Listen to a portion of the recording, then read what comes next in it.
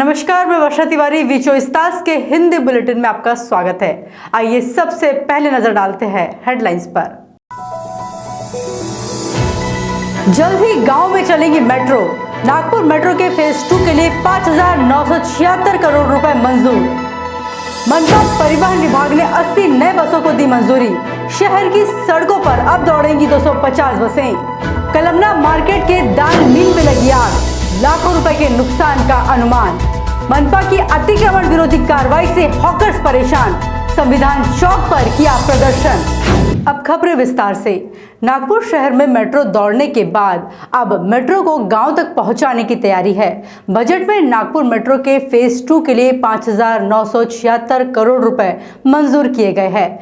Metro का दूसरा phase 43.8 kilometre का होगा। इसका विस्तार ऑटोमेटिव चौक से कन्हान तक 13 किलोमीटर तक रहेगा। खापरी से बुट्टीबोरी की ओर फेज 2 में 18.7 किलोमीटर का मेट्रो रूट होगा। इसी प्रकार प्रजापति नगर से ट्रांसपोर्ट तक 5.5 किलोमीटर का मेट्रो सफर रहेगा। वहीं लोकमान्य नगर से हिंगना तक कुल 6.6 किलोमीटर का मेट्रो सफर यात्री कर सकेंगे। ये सभी सेक्शन एलिवेटेड रहेंगे, यानी सड़क के बीचों बीच बने पिलरों के ऊपर से मेट्रो दौड़ेगी। वर्तमान में नागपुर में 48 किलोमीटर का मेट्रो ट्रैक है, जिस पर 48 स्टेशन है।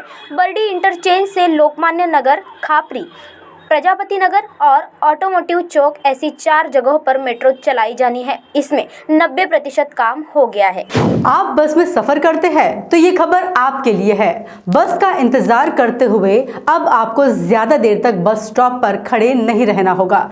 शहर में आवाजाही को आसान बनाने के लिए मनपा परिवहन विभाग ने 80 नए बसों को मंजूरी दी है। आज से शहर की सड़कों पर 250 बसें दौड़ेगी।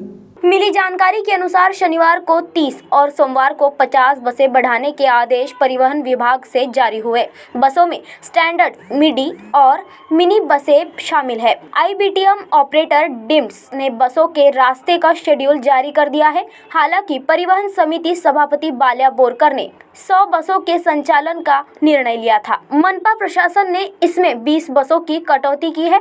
बोरकर ने कहा कि अनलॉक की प्रक्रिया के साथ ही हर चीज खुल चुकी है। 5वीं से 8वीं तक की कक्षाएं शुरू होने जा रही है। ऐसे में बसों की संख्या बढ़ाना जरूरी हो गया है। प्रशासन से पूरी बसें शुरू करने का प्रस्ताव जल्द ही रखा जाएगा।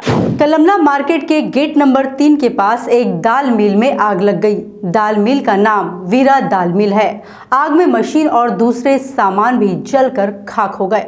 अब तक इस आग के लगने का कारण तो पता नहीं चला है, लेकिन शॉर्ट सर्किट होने की आशंका जताई जा रही है। हादसे में लाखों रुपए के नुकसान का अनुमान है।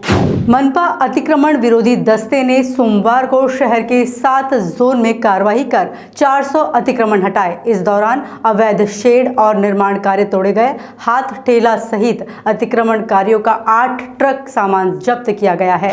मनपा की ओर से अतिक्रमण विरोधी कार्यवाही ने हॉकर्स को परेशान कर दिया है। इसके विरोध में सोमवार को फेरीवाला फुटपाथ दुकानदार संगठन की ओर से हॉकर्स ने संविधान चौक पर प्रदर्शन किया। वरिष्ठ पार्षद प्रफुल्ल गड्डे और नागपुर से फेरीवाला फुटपाथ दुकानदार संगठन के महामंत्री रज्जाक कुरैशी के अनुसार केंद्र सरकार की हॉकर्स पॉलिसी के तहत पहले हॉकर्स को जोन में जगह मिलनी चाहिए, उसके बाद इस तरह की कार्रवाई की जानी चाहिए, लेकिन ऐसा नहीं हो रहा।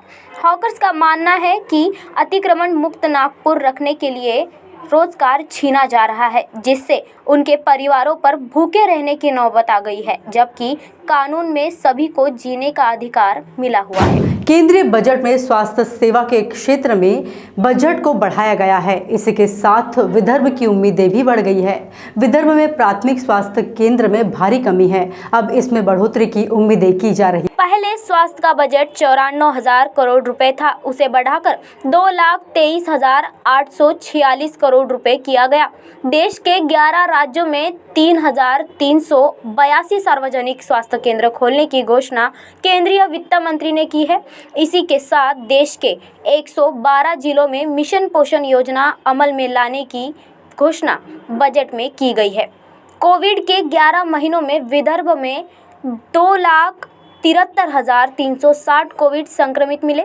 इनमें से 6,900 68 संक्रमितों की मौत हो गई। समय पर इलाज नहीं हो पाने की वजह से मौतें अधिक हुई। सत्र न्यायालय ने सोमवार को पॉर्न क्लिप सेक्स मामले की आरोपी लड़की को शर्तों के साथ जमानत दी है। जस्टिस एस देशपांडे ने ये फैसला सुनाया है। आपको बता दें कि घटना 7 जनवरी की है। खापरखेड़ा में दहगांव रंगारी के एक होटल में 20 साल की आरोपी लड़की और उसका 29 साल का प्रेमी गए थे। मिली जानकारी के अनुसार दोनों ने मिलकर पॉर्न क्लिप देखी। इस समय सेक्स करने के लिए युवक को कुर्सी पर बैठाकर हाथ बांधे, तभी गले में रस्सी बंध गई और कुर्सी गिरने से लड़के की फांसी लगने से मौत हो गई। परिवार वालों ने लड़की पर जान लेने का आरोप लगाया था।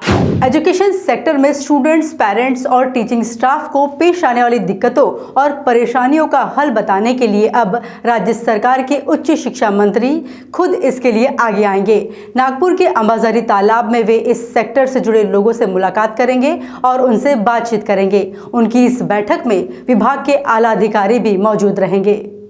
ये सभा 5 फरवरी सुबह 11 बजे नागपुर विश्वविद्यालय के अंबाझरी रोड के जमनालाल बजाज प्रशासकीय परिसर में होगी। उच्च व तकनीकी शिक्षा मंत्रालय नागपुर के बैनर तले इस कार्यक्रम में शिक्षा मंत्री सामंत के साथ विभाग के अधिकारी और विभाग संचालक भी उपस्थित होंगे। इसमें स्टूडेंट्स, पेरेंट्स और टीचर्स के साथ दूसरे वर्गों की समस्याएं भी सुनी जाएंगी। इस सभा में हिस्सा लेने के लिए वेबसाइट www.nagpuruniversity.ac.in पर जुड़ा जा सकता है, जिस पर अंग्रेजी या मराठी में अपनी बात रखी जा सकती है।